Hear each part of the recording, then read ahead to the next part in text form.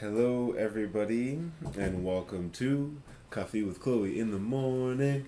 So, we're going to be doing something a little different today, and I'm not really sure how it's going to go, but we're going to be having a webinar, or like someone from Dalcubator, Asia, is going to be coming on a call, and we are going to try and record a webinar. Um, the audio for my speakers here is terrible. I do not really know how to. So let's just get this up here and see what this looks like. So this is what it'll look like.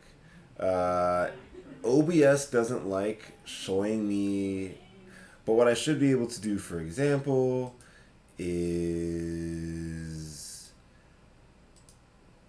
just turn it off. How do I just...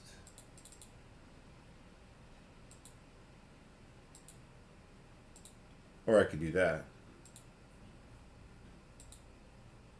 Haha, two different cameras. And we'll see how this goes. I don't know. I don't know. I've never really tried this before. I probably won't be able to use my audio from my headphones. I'll probably have to try and have audio come out. But let's join the call. Okay, so I can see myself.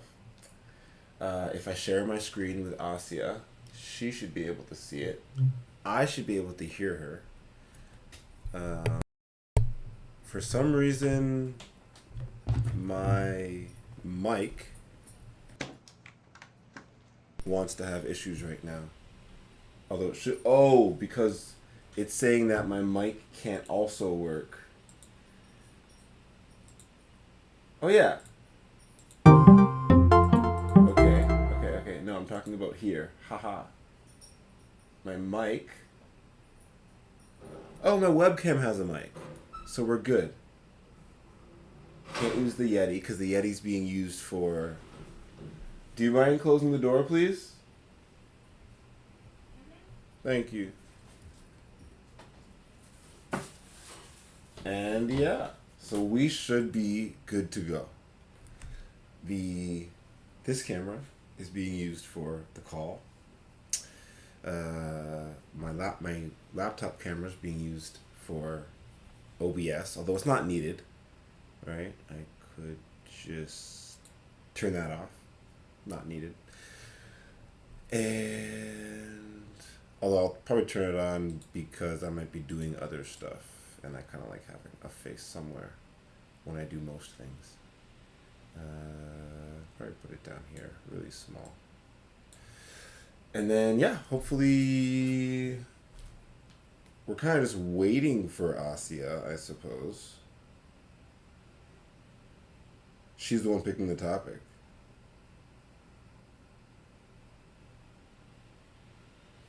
And then, hopefully, this will allow me to test out a Coffee with Chloe type of stream. So, Coffee with Chloe in the morning, where Chloe Lewis, founder of the Marmaj Foundation, goes live Monday to Friday, hopefully in the morning. It is not morning today. It is 12:02, so just missed it. But I just kind of go through the Near ecosystem doing various things and having fun. And so Asia is part of Dalcubator. I am also part of Dalcubator, and so we're going to be hopefully recording some fun stuff to try and build out a kind of webinar for future DAO or current and future DAO users on Near or anywhere, I guess, or maybe not even DAO users, just blockchain users, maybe people that want to kind of come together and use the blockchain as a way to grow their community. Okay.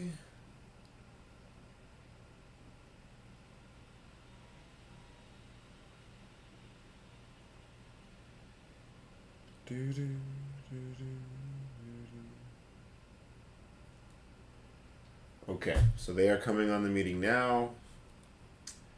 Let's see how sharing my screen looks. Share a window. screen to allow, and then I could like something normal. There we go.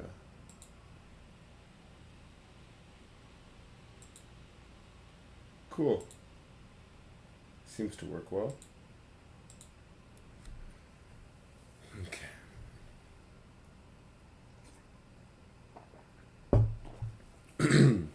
So this might be a way I do these streams more often from now on. Seems like an interesting way to do it, potentially. I really don't know yet, but we'll see what the microphone picks up. I'm actually going to change my mic to ambient sound. Actually, no. I haven't tested it enough to do it for the first time here. At least the mic will pick up my voice very well. Let's see. Speakers are all the way up. It's as good as we'll get, I suppose. And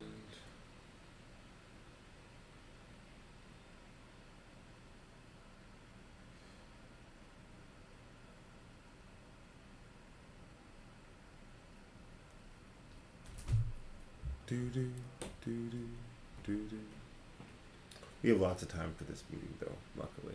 So.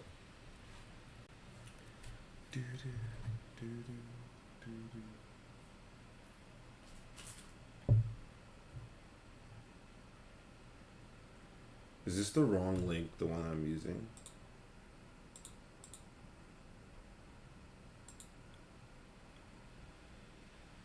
Yeah, it's the right link.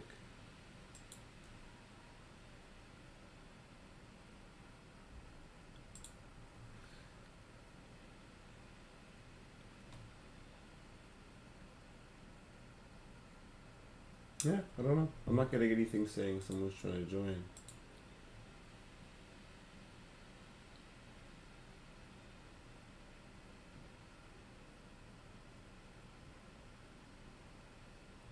Interesting.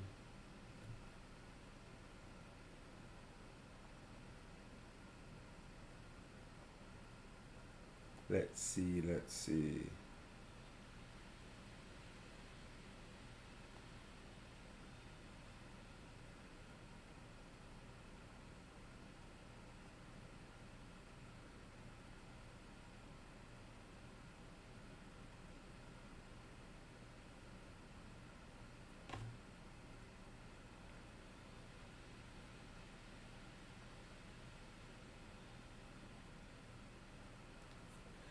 We shall see.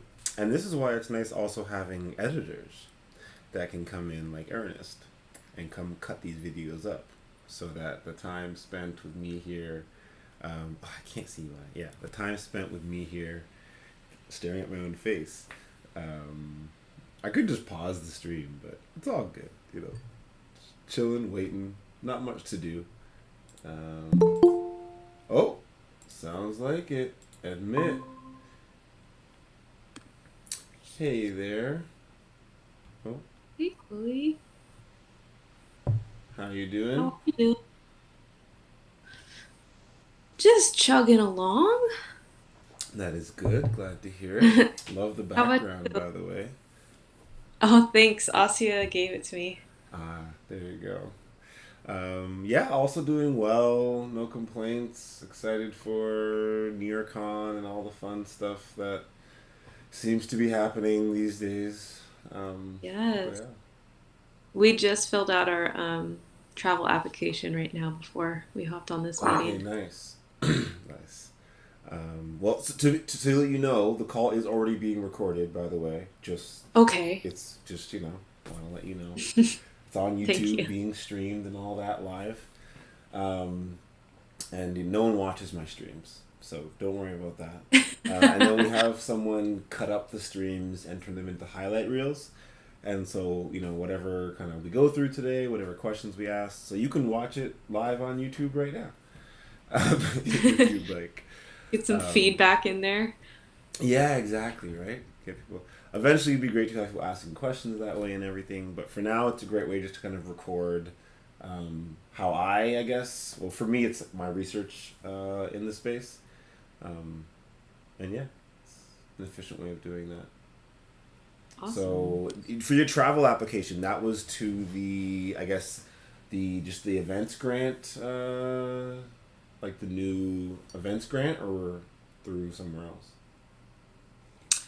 Yeah, it was I guess like a new form that they just did specifically for NearCon. Yeah, yeah. Nice, nice. Because yeah, they seem to be making a whole bunch of new systems for all of these things, Yeah, which yeah, hopefully will be smooth for everybody's end. yeah. I mean, in this space, everything moves so quickly anyway. So we're always, I mean, in my opinion, we're always kind of adapting to whatever's happening and whatever's new. So Absolutely. as long as there's a pathway and it's clear and all of that, it's fine by me. Hey there, and What? like nice filter. Thank you. I'm a jellyfish today. There you go, loving it, floating How are you? away. Doing well. Wanted to say as well, I was telling Adrian, the call is already being recorded slash streamed. Hmm. And so it's already on the Marmaj YouTube. If you know, so if you want to say things differently, keep some things, hidden for async, whatever is good for you. I Um, got nothing to hide. Hi, everyone. Hello, Marmot J community. I'm Asia from the Kin DAO, from Primordia DAO, from DAO Cubator. hey, Yeah. hey, I'm actually gonna turn the audio up a little bit because I usually have it nice and low for myself. Hmm. Um, but with you two here and me using a laptop audio, I think it's probably best that I try my best to get you guys as well when possible. Um, so yeah, the way this could work is honestly we can just kind of start with an open conversation at the beginning, discuss kind of where we're at, what we're working on right now, the topic that we kind of want to go through, um, and then I can just start sharing my screen and going at it, kind of thing. Cool. Sounds good. Awesome. So yeah, I kind of obviously introduced myself on my stream. So founder of the Marma J Foundation, Chloe, just kind of rumbling around the near ecosystem. But Adrian, you kind of popped on the screen first. It'd be kind of great to get an introduction from you and like what you're working on at the moment. Yeah, absolutely. Hello, everybody. My name is Adrian. I am a co-founder of the Kin DAO and Primordia DAO. And Kin DAO started in May of 2020 as actually a grocery cooperative. Asia and I co-founded it together. We met through art curation events in Oakland, California, in the Bay Area, and reconnected during that time through personal events in Asia's life regarding food, groceries, and all these things, and then also just aligned values in terms of wanting to build sustainable systems and have more power and just like autonomy over our food systems in our lives. So we connected on that level and went on this whole journey, and Web3 kind of came to us. We were not expecting to be in this world, and Near was the protocol that was most aligned. We started on Ethereum. We met Jordan in San Francisco, like on the street. We made our DAO, and That and sounds then we like were the like, place you'd meet cool, Jordan. And yeah, I still yeah, remember when your guys' proposal came into the Creatives DAO all those months ago, and I was like, groceries, DAOs, cool, let's do it. Sounds like fun. Like finding new, yeah, cool, innovative ways to kind of use DAOs as a way to kind of coordinate and manage on chain resources, but at the end of the day, to kind of be a real tangible benefit to people's lives where you're getting groceries at the end of the day, you're getting food, you're getting sustenance out of this kind of more ephemeral Web3 type of ideals, which is super cool. Well, glad you're yeah. here to kind of have this chat today. And then Asia, it seems like you were also instrumental in bringing Adrian into the fold. Um, you know, what are you up to these days? What brings you to the near ecosystem? What brings me to the near ecosystem? Actually, Jordan brought us on during the lockdown at I've always been doing art, and so we met at the local Maker Mart. And since it was the pandemic, it was a lockdown, so we created a DAO on the street, on the sidewalk, at the little parklets that they have, about 25 or 30 of us. And that was our first experience with coming into DAOs. But before that, a couple years earlier, with my friend Lady Phoenix, she introduced me to the metaverse. She's Okay. always been a digital artist and a digital curator.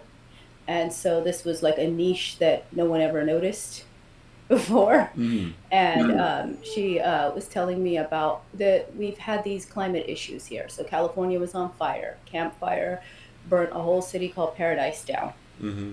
And then all around us were fires everywhere. And so communities were being destroyed. And these communities gave me a call. I've always been doing community service. As you know, art and activism and communities are all intertwined, right? Mm-hmm. So this community in Paradise asked me to bring Black people from Oakland to Paradise. And I was like, we're not going to come in person, but maybe we build our relationships Mm-hmm. online by building a virtual world. And so from building a virtual world to getting into NFTs, and then introducing So NFTs that being a was kind huge of how you got into like the Ethereum metaverse side of things, and then from like NFTs, metaverse, kind of brought into like understanding crypto a little yeah. bit to near DAOs, and then kind of building out from there. Super cool. I mean, I think for me it was also pretty similar to where I started on Ethereum, not with NFTs, but I guess in the previous shabumble of like fungible tokens and ICOs every day, or like hundreds of, kind of like this time when like there was a new PFP series every 10 seconds and you just couldn't keep up. It was like Mhm. that for tokens. And every 5 seconds there was a new token that was going to change the world by tokenizing taxis and tokenizing shipping and tokenizing, oh my gosh, it was just insanity, just like NFTs were. But then that kind of taught a lot of people the basics and like fundamentals of cryptography and Web3 and self custody, which I think is really cool because now I think we're starting to see this DAO revolution where people are like, oh wait, maybe we can just organize these community assets ourselves. So not everything maybe can be or efficiently managed by a DAO today, but maybe our community parks could, or our community centers, or the things that we actually do use within our local communities where we talk to people daily. And then maybe we can use the metaverse to try and connect communities globally so they can manage resources that are a little more regional or global. But yeah, it's super cool to have you guys here. But before we kind of just ramble for, I can just talk to you guys forever about all this stuff. But Asia, I think you came today with at least some questions or a topic for us to dig into a little bit. Yes, one of my questions is how to get people to understand the theory of Web3. So I think before, because I like to go into practice, but if you don't know what it is that you're practicing, like a brief, what is the easiest way to introduce this concept to people of this? You talked about tokens and Mm-hmm. tokenizing everything. You talked about the blockchain, how all these things like weave into each other. And so my first question is, what is the Web3 theory, that is the basis for all of these actions? And I know there could be many theories, but just the most current one. Yeah, I mean, I think for me, Web3 is just about being able to own like the web. Like, so it's just taking this kind of these cryptographic primitives, these complex ideas, this moon math that like few people understand, and just saying, hey, you can use all these crazy math things that really smart people have been spending. Like, cryptography was used in wars to try and send messages back, and like all of this stuff that people have been using for very real use cases for thousands of years. We have a way to use it to have you own the web. Now, for most of history, that wasn't important. It didn't matter. No one knew, the web wasn't even around for very long in human history. So, for people say, "Oh, blockchain, Web3 doesn't matter," and for all intents and purposes, it arguably doesn't. Right? Like most things have existed long before Web3 or this ownership of the web. And that's fine. And maybe the web will cease to exist the way we understand it, and it'll be some next thing in the future. But the cryptography, the math, these tools that are helping us have Web3 will still exist, and they'll help us have something in the future that hopefully helps us have these basic primitives like self-custody. So, one of the benefits of Web3 that allows us to own the web is the fact that we can have self-custody. We can own our own assets. So whether that's, we were always able to self-custody certain things, maybe not very efficiently, but we could self-custody, we have our homes and our land, we have, animals, we have maybe gold bars in the ground in our backyards. But we all understand that this is not a very efficient way to custody things. Maybe there could be a better way, not for everything, right? Like you don't want to take, your dogs and cats and be like, "Ooh, it's dangerous. They might get hurt. I'll put them on the blockchain." I mean, some people do have pets on the blockchain, like Neopets and all that. They're digital pets. That's cool. But sometimes you want something real, and that's fine. But I think there is this use case where, we have come to realize that some digital assets do have value in our lives. The web is a large part of our lives now. We love to, artists are now creating metaverses where you can interact with people from different parts of the world and distribute support through what they're able to create visually. That is mind-blowing. And so obviously, if people were able to own what they're creating, that could have some value as well. Not for, like, people always say, like, oh, because you own something, it's going to be dirty now, and I definitely disagree. I think ownership allows you to build. When you say dirty, sorry to interrupt you, but when you say dirty, what do you mean by that? Like corrupt, like economics corrupts things, and so therefore if things were just free and happy before, it was better, but once you put like regulation and ownership and token economics, it like corrupts the pureness of something. Personally, I disagree. I've seen, in my opinion, throughout history, we see how this, in my opinion, isn't the case. Very specific example from that's relevant to me is in Antigua. You have Antigua and Barbuda. It's a small island with a sister island where the sister island actually has a native population of people that for the past few decades, they were able to own their land just because they were born there. Anywhere they wanted to, plant a house, they were able to just go, put up some bricks, spend their life working hard, and just build their house. It's a beautiful thing, I know, right? It sounds really cool. Yeah, it's like, oh man, I was born in the wrong spot. Right? And like, so people will go visit, and like, you can't, obviously if you're not from there, you can't just do that. You have to be born there, and there's all these things. It was a culture, like they were building this unique culture for their own, environment. But after the hurricane in 2016, Barbuda got pretty much wiped out. Every single freestanding structure was destroyed. The entire population basically had to evacuate, and the government since has repossessed the island, and the Barbudans no longer own the land anymore.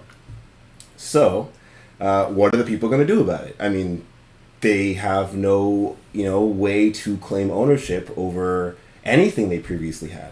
And so obviously you can go to the courts and all of this, but if you're going to the courts now to try and plead your case and say, for the past 30 years I've been trying to build here and a hurricane came through, you don't have records, you don't have, and I think this is also where you could have Arweave images where the data recording your building process was recorded very inexpensively, so that if a hurricane does come through, you could show your insurance company or whatever other authority what happened without, like, there's all these stories where, like, homeless people will be trying to, like, will lose their documents in a raid. And like they spent months trying to gather these documents, and people were trying to help them, and then a raid comes and they lost months or years of work. And well, what if we did have a way to record these documents on chain privately, where people could go to a centralized body, use some sort of biometric scanning to get their assets, and then we don't have to worry so much about. Web3 to me is about using these cryptographic tools to own our data, own the web. So yeah. And now we currently do not own the web. So we have an Instagram, we put our pictures up. That's not ours. That belongs to Mark Zuckerberg, right? Yeah, and so I think we have a pretty awesome ways still of owning real life things. I guess we can have safes, safety deposit boxes, all of that cool stuff. But when it comes to digital assets, I don't think we have a great. Well, I think we do actually now have pretty cool ways Mhm. of owning these assets, and we still have courts to back it up, which is great. I think it's still important to be like, okay, I have this cryptographic image proving that I own the private key.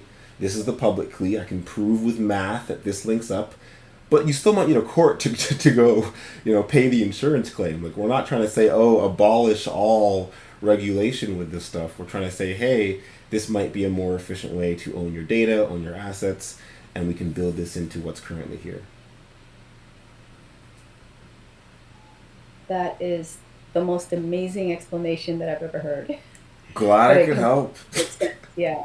And even the use case with Barbados, that the people could prove their ownership had they been documenting and minting. So in the future, you can document everything, mint it, and Well, I think have that the it. idea there's certain things where people are like, oh, I don't want this data to be here for the next 200 years on Arweave.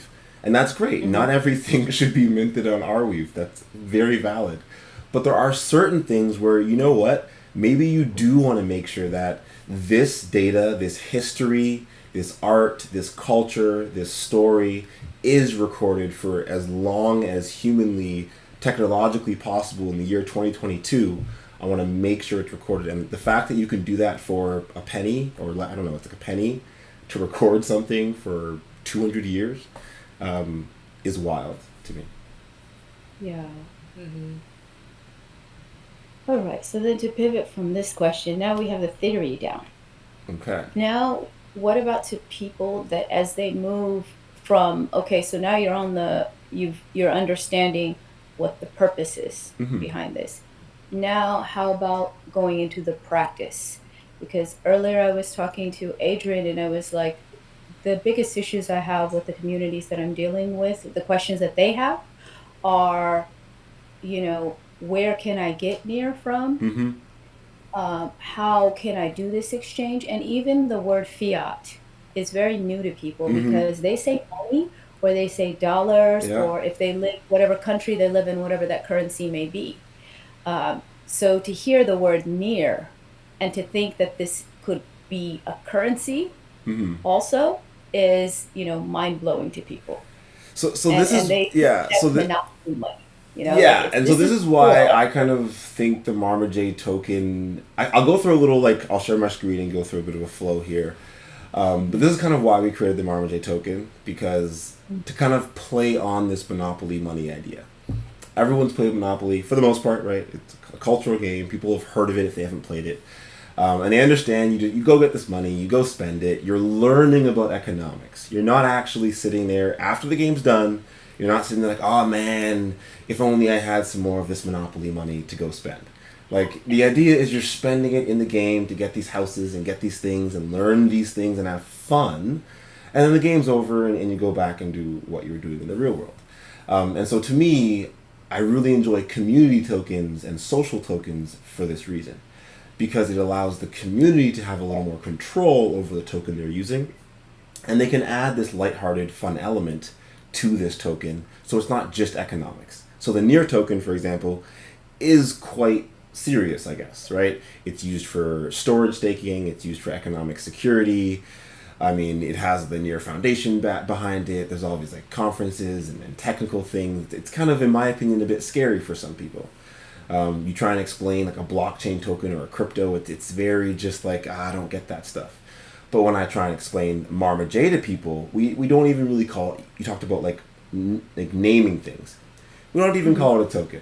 We just say it's Marmaj. What, you just get some of these things. It's like Monopoly money. You get some of Mhm. these things. You can exchange it for other things, and then when you're done, you hopefully have this thing that helped you in some way. You learned or you had fun, and you go about whatever you're doing previously. Don't worry about Near. Don't worry about Ethereum. Don't worry about Bitcoin. Just play with this Marmaj Monopoly money thing. Um, and so when it comes to more deeper questions about, okay, how do I get Near? How do I get Ethereum? How do I get deeper? Um, that's when we kind of have our bounties and all of that stuff. So hopefully this all works well. And you guys should be able to see my screen, correct? We are. Yep. Awesome. So not all of this is built out yet, I will be fair, but this is kind of the flow we're going for. People generally, when they first come, well, this is our main website. You come in, we have guides. The idea is you're supposed to learn, but usually people will be coming into our Discord. Our main idea is you come in, it's just fun, like I said. It's more Monopoly minded than anything else. We have our first flow here, marmaj cards, where we have a Satori link. So, for example, to keep it Monopoly-like, it's almost like when you first start playing Monopoly, you have to select your first gaming piece. You need that first thing to get started to play. You can't just run up and start playing. You also need some Monopoly money. The dealer has to give out those first few $100s to start playing. So for the gaming piece part, the wallet, we give out a Satori NFT. So anyone can kind of come to this page right now, click it, let's go, enter their email, go through the claim process, get an NFT, get a wallet. And again, it's just kind of fun. There's no buy-in process yet. They're kind of just learning about the ecosystem. If they actually receive one of these card packs in person, for example, though, I want one. yeah. So at NearCon, we will have some of these card packs. If you have one in person, they will have 8.19 Near in them, which is then the dealer giving out the game pieces. So you do have your Near to get started in the ecosystem. Besides that, though, we have these quests. Again, trying to keep it game-like, trying to keep it fun. We're trying to kind of stay away from the technicalities of the blockchain and keep it on the Web3 side of the blockchain, where anyone can be a creator, where anyone can own what they create in the data there, and kind of go in that vein of things.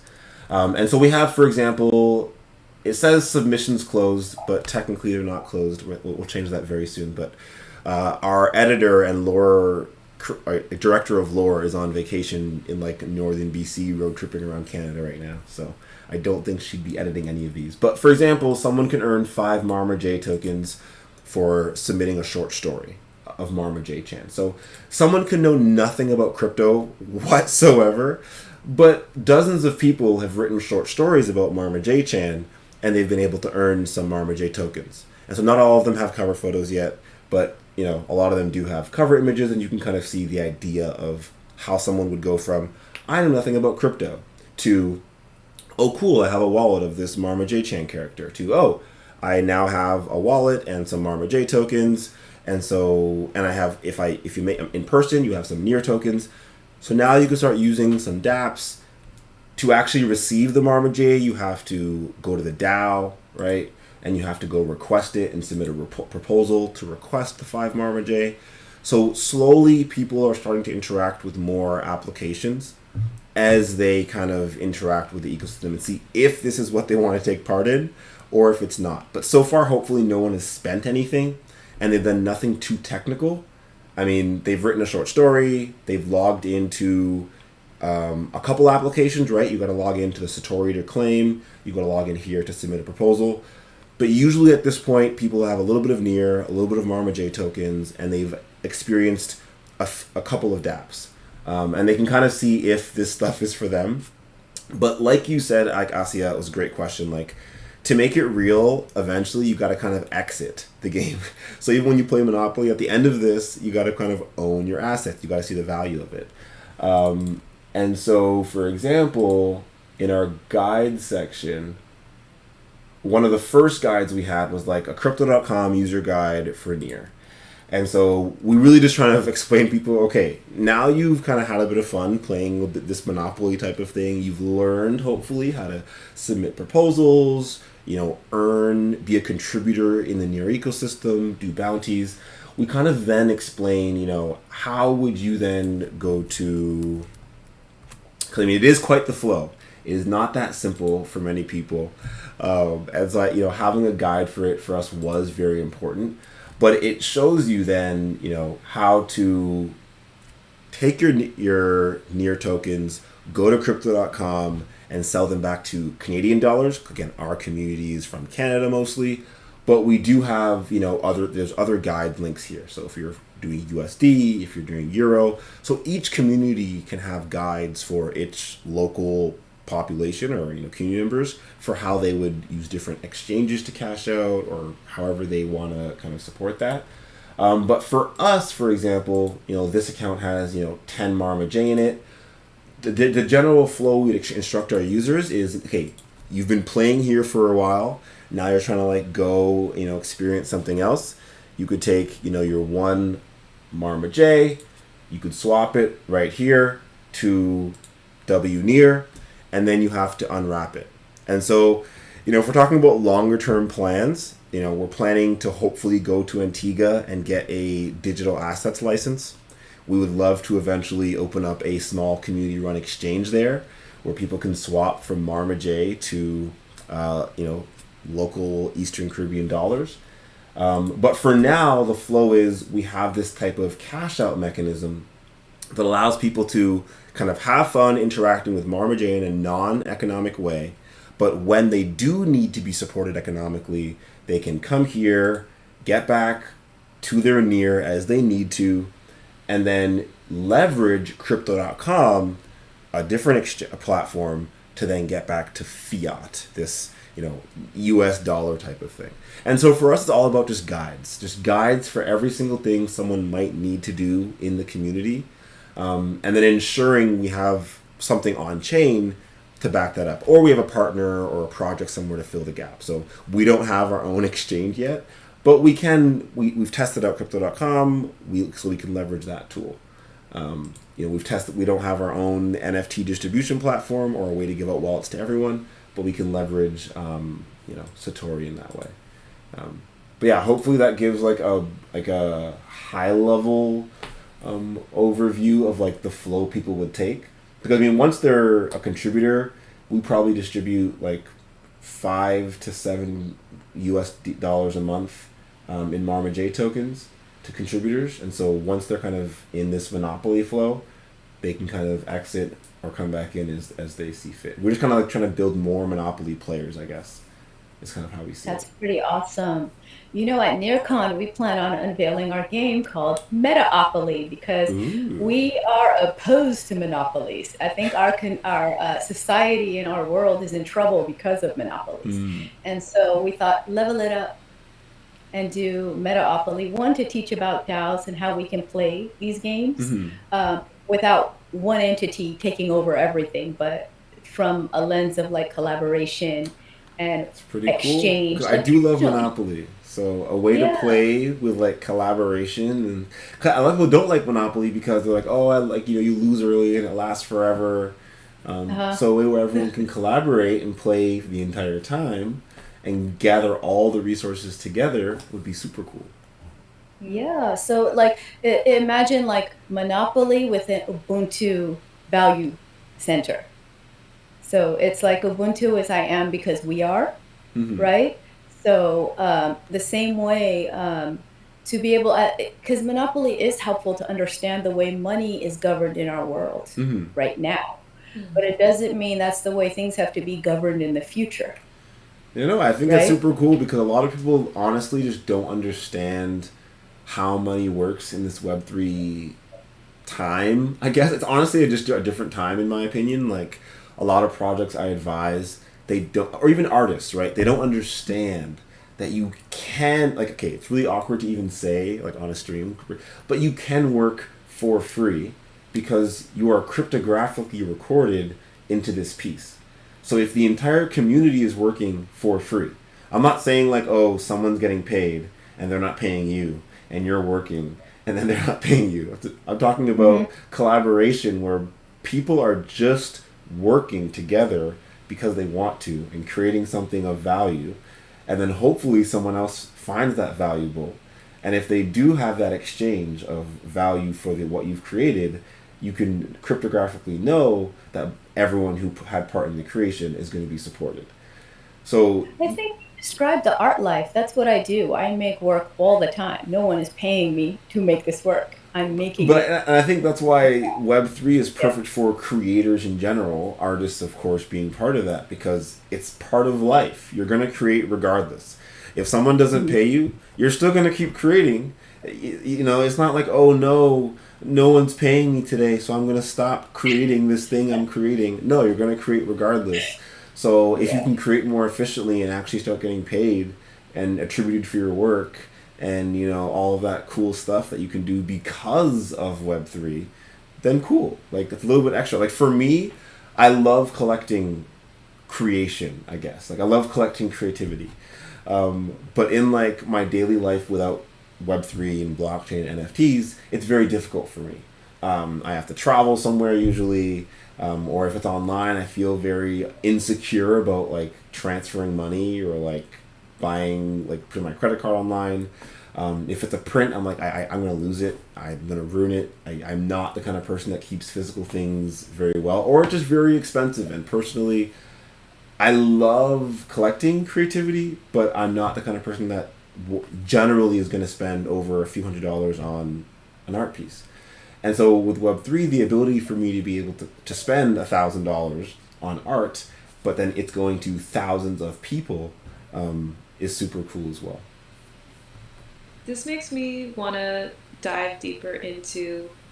I feel like we kind of are talking about first how people even enter this world and understand it, but then also the projects that are slowly building and that are trying to wrap their head around how they can kind of channel that value through these tools in a way that is cooperative and collaborative.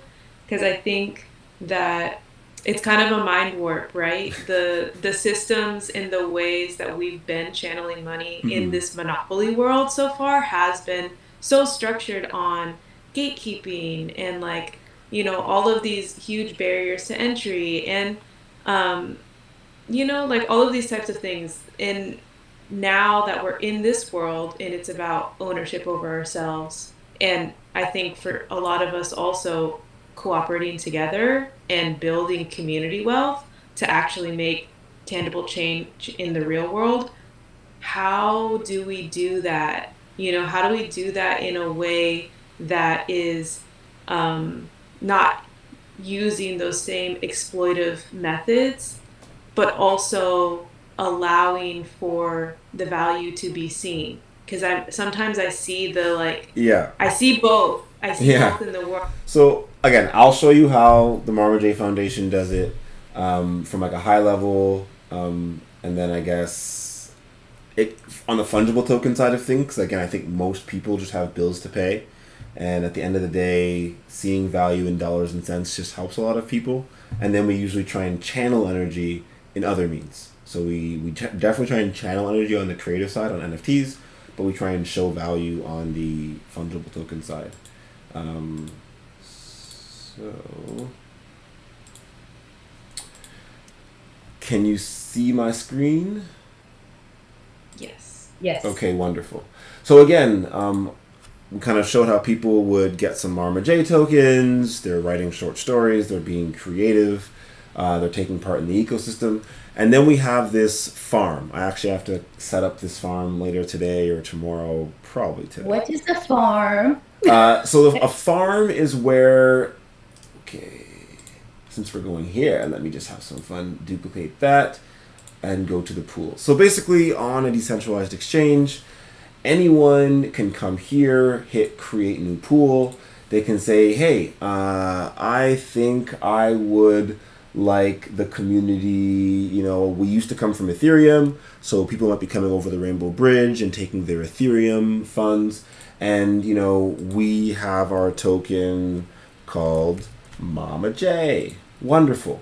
And I can say, you know what, this is a community pool, and so if people swap, we're going to charge 2.19% fees, which is pretty high. But, if people hold, they won't have those fees. And if they farm, they also won't have those fees. So that would be the idea potentially for a thought there. Because again, they can earn 82% per year, arguably. I can explain more of that later. It's, you can see the breakdown of where that comes from, all the tokens it's broken up into. So you could say, hey, if people are holding in long-term part of our community, we're going to make sure they can earn well in the farm. We can try our best, right? And if they want to sell, that's totally fine. but a little community tax, right, of 2.19%. But you can see that 1.7% goes to liquidity providers. So it's not just the DAO that would provide liquidity, but anybody can join this pool and add liquidity and support this token or this pair. And what is the pool? Can you define pool also? It's a pool of Liquidity funds. So if you have an Ethereum marmaj pool, there's Ethereum and marmaj in the pool. So if we view the pools, this is probably a little more helpful. And we say marmaj, you could see all the different marmaj pools. So there's an ST near marmaj pool. There is a PXT marmaj pool. There is a marmaj W near pool, an ETH marmaj pool, a ref marmaj pool, USN, XREF, NUSDO, USDC, DAI, USDT, all of these pools for marmaj. Oh, even a Mika pool, my favorite one, of our dog. But yes, so you can create whatever pools you'd like. You can create whatever tokens you'd like. And it's a decentralized exchange, so anyone else could take a token, like the marmaj token, and make whatever other pools they would like. They could add tokens, remove tokens. They can't remove your tokens, of course, but they can remove their own. And then some pools have farms. And so you can see all the farms here. So there is, $200,000 of rewards per week here, $6,000 of rewards per week here. The marmaj token, for example, is also given out in this farm. Not very much of it, but I think 19 per week marmaj tokens. Marmaj tokens also in this farm, right? So a DAO or a community could have their token and add it to multiple farms, right? So you'll see like another token here that's also here. And so these are only some of the pools on Ref. If you go to the bottom, you'll see the marmaj pool here. And you could have up to 32 different token rewards. So we have 9 right now. In August, we'll have 11, hopefully. And yeah, any community can have a pool. Only specific communities can have farms so far. You work with Ref on that. And so the marmaj Foundation worked with the Ref team to get this farm created so that we can support our users in that way. So again, Adrian, the question was like, how do you kind of provide value, like economic value to your users or to holders, whatever. The idea is if users want to learn about Ref, they don't have to, right? No one has to do anything. But if someone does want to learn about DeFi, learn about Ref, start to interact with pools and farms and all of that, they can start to earn rewards here. So they can stake their shares from the pool. So again, if you're in a pool, you can add liquidity.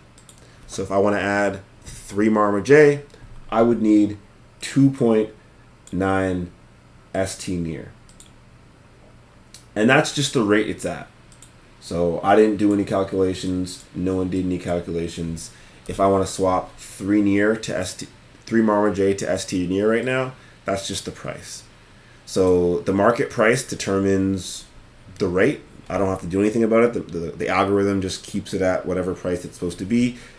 This is kind of technical, I guess, but we can have other webinars on like all of that kind of stuff. But just high level, right? We have these pools on Ref. One of these pools has a farm where people can, so you get 2.4 shares. Okay, so if you put these 2 tokens in, you get 2.4 shares.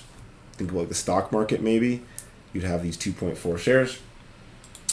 And you could take these 2.4 shares and put them into the farm. And then let's say over a week's period of time, you'd earn around 45 cents a week. And these would be all the tokens that you'd earn. And so that's the economic incentive that people have to hold their tokens and get involved. That's one, just if people are like, I don't get all this stuff, what do I do? Okay, well, you can stake your tokens, learn about more platforms, and whenever you want, you can just sell and go back to the non-monopoly world, right? Go buy a meal or whatever. Or maybe, other options you could take, kind of build your own adventure kind of from there. But also, we are planning to have token-weighted voting on the marmaj Research DAO. And so there'll be different levels of what people can decide to do with their tokens. So again, it's choose your own adventure from the very beginning. So you get your token, you get your game piece for Monopoly, which is your wallet.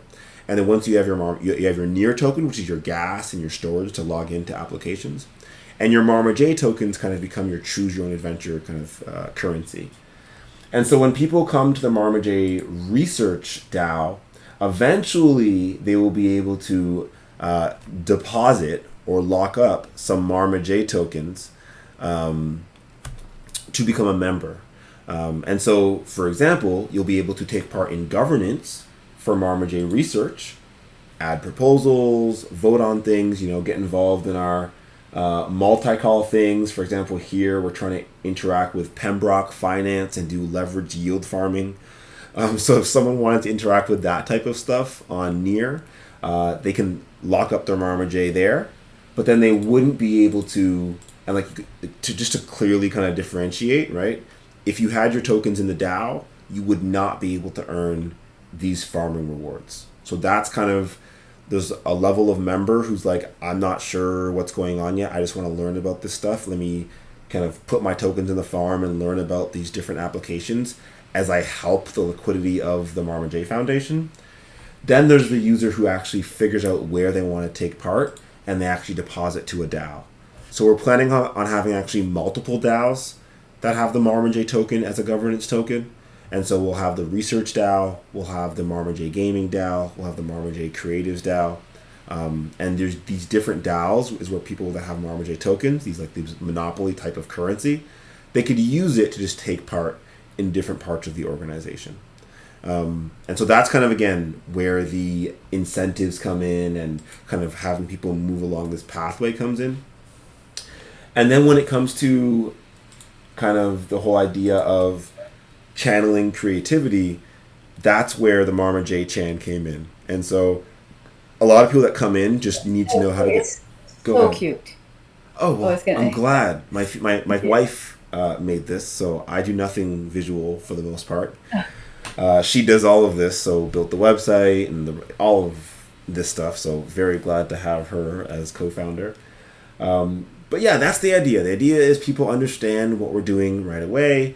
Creatives and contributors want to get on board because it's fun and it's just enjoyable. But also it's a really fun and exciting way to earn those first tokens in a non-economic way, right? So you can earn your Near tokens or some marmaj tokens for doing something non-economic and creative and working with NFTs. And so one of the coolest things we did as part of this was actually the Filipino Artist Guild community went out and just went for it. And there's been so many different, just everything, hundreds and hundreds and hundreds and hundreds. I don't even know if I could sharks and pets and just there's Nearchan in there and pixel figures. And so this is kind of how we've been able to channel the creativity of the community, where anyone who comes along board who can draw anything, we can say, hey, you want to get on board? You want to see what, take part in the community or what we're doing?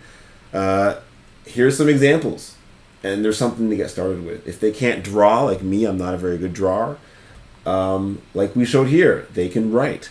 So someone can just kind of channel their, not even, because with that one, for example, that's all NFTs. So if someone's not even in the community yet, they can get started by just writing and getting involved that way. Also, the marmaj Foundation is going to be taking over all the Pixel Daps games. And so a lot of, we're talking about gaming here, but we truly are going to be leading people through these gaming types of pathways in the ecosystem. And so, the whole idea here is we're making it truly just a game. So you can go interact with NFTs on the market. We can just hit search. All right, and these are all NFTs. So, maybe bringing in a younger crowd and helping them on testnet, helping them understand how NFTs work, and that type of thing. So hopefully that kind of gives a brief understanding of how, as the marmaj Foundation runs things like this and dApps in the ecosystem, we can kind of funnel people through wherever they need to go. And that's kind of how we hope to kind of bring value to our community. Because, for example, in this game, you can buy these items with pixel tokens.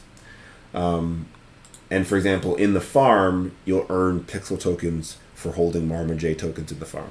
So by being part of our community, you'll earn pixel tokens, which will help you play video games, and that's kind of like the cyclical nature of kind of how it works. So is this what they call play to earn? I suppose so. Yeah. I don't know if people are earning much when they play. To me, it's just more like just blockchain gaming or GameFi. I think is more of a more realistic term for it. It's just like kind of gaming and finance mixed in. So I think usually people are just still paying to play, right? Like most people. But I think the idea is you can get this really rare skin, just like in a normal video game, right? You run this dungeon, you get this really rare item, but instead of just being able to show off to your friends, you're able to actually like go sell it off and then, go on a vacation with your friends or something like that. Just trying to mix the element and make it, again, like leaving Monopoly and being able to actually do something like in real life with the funds. That is amazing. Thank you so much. A final question is, you've said dApps many times, and I don't think people understand what dApps mean, because they're very familiar with apps, but not dApps, right? Yeah, I know these days people say it all different types of ways. So for me, I guess dApps is just decentralized applications. But at this point, to me, honestly, it just means any application built on the blockchain or built leveraging the blockchain. There's so many different ways of saying it these days, but blockchain application might be a better term these days. Well, this is incredible. You've got a new marmaj member. Yeah, hopefully, I want to actually contribute to the Nearchan lore. Please do. Like the submission button still works. All the stuff's there. Please do submit. We have the lore. We still do NFT collection and all of that as well. So, have some fun with the marmaj chan stuff. And in the last couple minutes before we're out, I just had a question about NFTs and their utility. Awesome. Yeah. So previously we talked about being able to buy pizzas and drinks and real life things. So how do you see that playing out? Yeah, so this is our NearCon hack. So we'll be hacking on utility NFTs for social good. I know Mintbase, for example, so I guess there's to me, I see two main veins of this. So very high level, Mintbase already has this burn and redeem feature. They're already partnering with certain shops around Lisbon where you can, buy the pizza NFT, go to the shop, burn it, claim. Sounds very cool, right? It's awesome. And then, for example, most of you probably know Tabeya. So Tabeya is the head of Muti DAO. They're an artist collective in Portugal, working with physical artists, like being a mother to all. Very similar to the marmaj Foundation, to be honest, and doing some really cool things. And they already have a Mintbase store with physical goods and people that will deliver them if you're in Lisbon, which seems like a pretty cool grassroots initiative that's already doing something, but they're not very technical. They're just getting started. So in my opinion, I like the idea that the future of utility NFTs is just using this tech and each community using it how it sees best for them. I think it would be really cool if you can just have an NFT that had a location and someone's like, if you own this NFT, you can go to this location and receive this physical good for social support. That seems super basic to me. And you can write, okay, from the, usually I'm there Monday to Friday, usually around this time. If you can't reach me, message me on Twitter. In the website section, you can put your Twitter. And you could actually create this social support NFT where anyone that had it could know that they can come to this place and receive, a free bowl of soup or, a free loaf of bread from this shop. And, you could still have the person burn it right there. You don't want to be taken advantage of. And I think this is the benefit. Before in Web 2, you can try and do this, but maybe people would try and scam the system or reprint coupons or all this type of stuff. But arguably in Web 3, I think the coolest part for me is that the shop owner can see the NFT getting burned.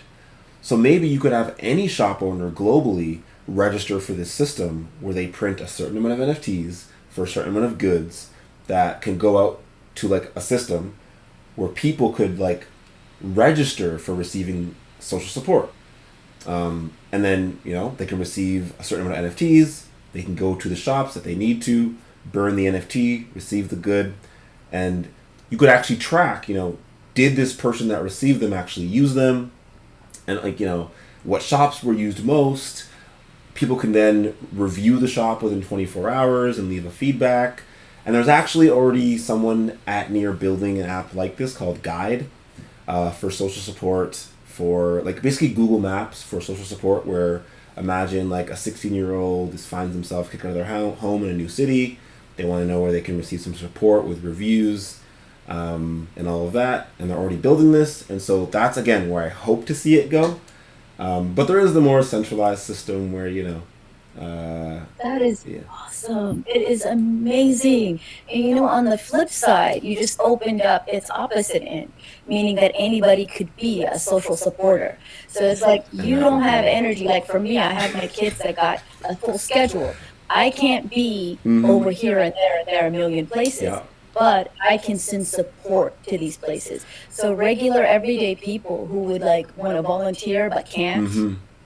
Exactly. And I think the coolest idea here is there should still be economics built in. So all these NFTs should have royalties. So if there's someone who makes soup who wants to donate some of their soup for this, they should be in the royalties. If someone else wants to actually donate the actual soup, well, they can buy the NFTs and transfer them to this smart contract. And so anyone can take part. I can say, hey, you know what? Transfer 10% of my farming rewards, automatically sell them, and, you know, send it to a smart contract that automatically buys NFTs for social good. And so this is the kind of stuff we're trying to hack on. Where so much joy. Oh yeah, my gosh. so exactly, where you go straight from here and you hit like, ooh, look, I have 89 cents. You claim it. And it goes straight from that to, you know, I don't even have my screen sharing. But it goes straight from that to, us so happy, you know, the funness. This is like, now I'm gonna go wild with this, you know, and just it's like the concepts, like the ideas. When I tell people the blockchain just expands your whole evolution of thought. It is not just Bitcoin. Bitcoin was the kickoff. A game is not the whole game. That's is just not the I mean, that's kickoff. boring. It's so boring to me. Like even like, and that's why for NearCon, in my opinion, we got to start like using this stuff. Where if all we can do is get like, I mean, I say all my food, but if we can get like 24 people in Lisbon who, for the rest of their lives, understand that they can just give out food as a full-time job because of NFTs and be paid. That's cool. Yeah, like exactly. Like they're gonna make more than minimum wage, giving out food, and they can know that it's gonna keep growing and there's more people coming on board. Exactly, because when I started all this, whatever years ago, my whole thing was I want to, like, just help kids full time, but I don't want to be homeless. Nothing's wrong with living on the street. It seems cool at times, but I like a comfy bed. Okay, yeah, I like comfort. I love comfort. So if we can get anyone who wants to do social good to be able to do social good, I think that's like just, I mean, that's the Marmaj Foundation's goal. So gotta hit oh gosh, 8 billion people now. Lord help me. I know we have another meeting though, so we can hop on the next one. Thank you so much. Yeah, you're welcome. Oh my you're gosh. welcome. We can do this again, but Amazing. Talk soon. All right, Thank you for the time. Bye. Okay, and that.